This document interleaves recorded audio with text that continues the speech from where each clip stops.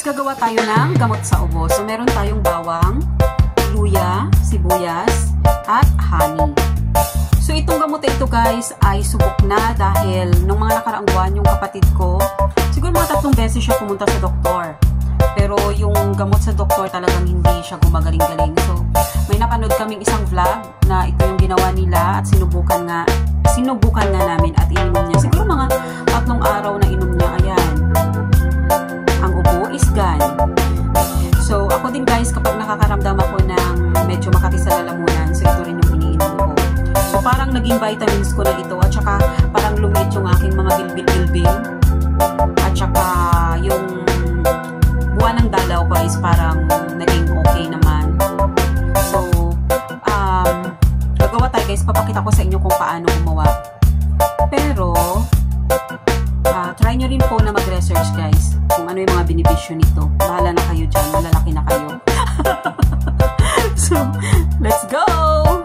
Dahil nga wala tayong tagahawak ng camera guys, mahirap na habang naghihiwa is meron tayong hawak na camera. So, hiniwa ko muna bago inilagay dito sa bote. Ang cute niya guys. So, is meron ng luya, tapos bawang, tapos ayan yung sibuyas. So, dadagdagan natin guys ng honey.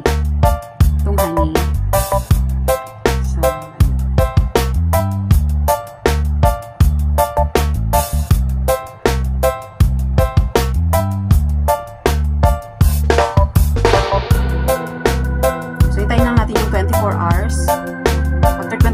Pwede nang inumin ito. So, ang ginagawa ko nito guys ay umiinom ako nito sa umaga after magising, yung empty pa yung stomach, at sa gabi bago matulog.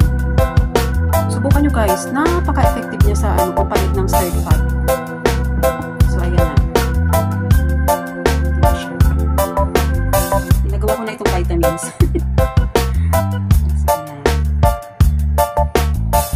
So, ang sarap niya. Maanghang-anghang na matamis. Maanghang siya, gawa ng ginger, luya, at saka onion. Matamis siya dahil sa honey. So, try nyo rin guys.